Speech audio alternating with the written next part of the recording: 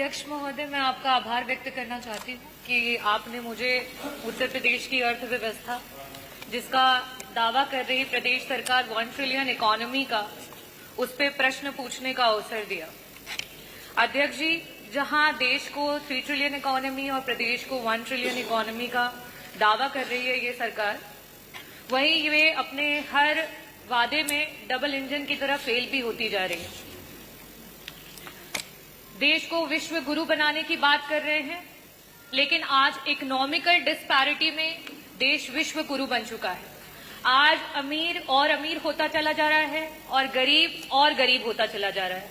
वो स्वयं आपके आंकड़े बताते हैं कि आज पूरे देश में 60 करोड़ लोग हैं जो कि राशन पे आश्रित हो चुके हैं और प्रति वर्ष 6 करोड़ लोग ऐसे हैं जो आपकी गरीबी रेखा से नीचे चलते चले जा रहे हैं। वही अगर हम मिडिल क्लास की बात करें, आरबीआई का आंकड़ा ये बता रहा है कि आज से 2010-2011 में जो एक मिडिल क्लास की आमदनी थी, सेविंग थी, वो जीएसडीपी का 25% हुआ करती थी और आज इस समय में 5.1% पर आकर के रह गई है। आज गरीब के पास कोई पैसा, आज मिडिल क्लास के पास कोई पैसा नहीं है उसकी पॉकेट में बचाने के लिए। वही अगर मैं बात करूं महिलाओं की, तो नियमित वेतनभोगी जो हमारी महिलाएं 22% थी, आज कहीं ना कहीं वो 22% से गिर के 16% पे आ चुकी हैं।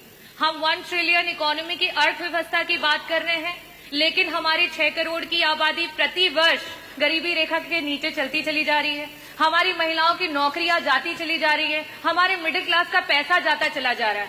कहीं न कहीं इस जुमले का शिकार पूरे प्रदेश का गरीब, पूरे प्रदेश का नौजवान, पूरे प्रदेश की महिलाएं और मिडिल क्लास हो रही है।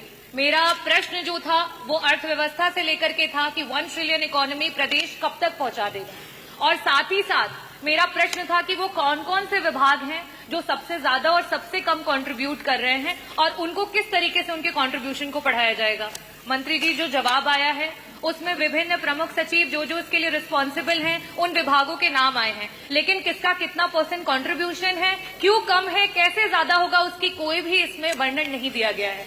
मंत्री जी, जो डेटाज अवेलेबल हैं आपके और गवर्नमेंट के, उसके अनुसार एग्रीकल्चर डिपार्टमेंट, इंडस्ट्रियल डिपार्टमेंट और एम्प्लॉयमेंट, ये तीनों मिलकर के ही हमारी अर्थव्यवस्था को सुधार कर सकता है। और आज स्थिति ये है कि अगर हम पिछले वर्ष से अभी के ग्रोथ रेट की बात करें, अगर जिस ग्रोथ रेट से हम चल रहे हैं, आज से आगे आने 20 से 25 सालों में भी हम 1 ट्रिलियन इकोनॉमी तक नहीं पहुंच सकते हैं। हमें 20% ग्रोथ रेट की आवश्यकता है और यहाँ हमारा ग्रोथ रेट 10% मीन अगर हम देखें तो सिर्फ वहां तक पहुंच पाया।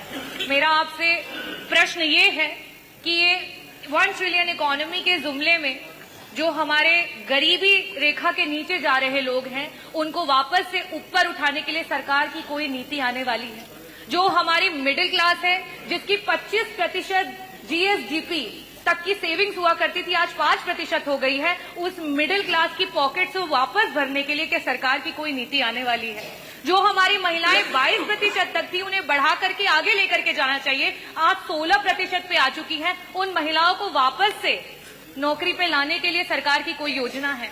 और साथ ही साथ मंत्री जी, विभागों का वर्णन आपने तो नहीं दिया, मैं आपसे दूसरा यह सवाल करना चाहूंगी कि एग्रीकल्चर डिपार्टमेंट को 4 गुना काम करना पड़ेगा, हमारे इंडस्ट्री डिपार्टमेंट को 3.5 गुना काम करना पड़ेगा और एम्प्लॉयमेंट रेट को 4 गुना काम करना पड़ेगा। जब आप पिछले 2017 से लेकर के 2025 तक उस ग्रोथ रेट को नहीं कवर कर पाए हैं, तो आगे आने वाले समय में आप 5 साल का दावा कर रहे हैं कि 5 साल में आप 1 ट्रिलियन इकोनॉमी बनाएंगे, आप कैसे बनाएंगे? और मैं पूरी उम्मीद करती हूँ कि मंत्री जी जब भी जवाब देते हैं बहुत ही डेटास के साथ देते हैं। मैंने जिस तरीके से जीएसडीपी का 25% का डेटा रखा है, महिलाओं का डेटा रखा है, साथ में गरीबी रेखा से प्रति वर्ष जिस तरीके से लोग नीचे आते जा रहे हैं उनका डेटा रखा है, मैं पूरी उम्मीद करती हूँ कि उस डेटास के साथ ही जवाब मिलेगा। बहुत बहुत धन्यवाद।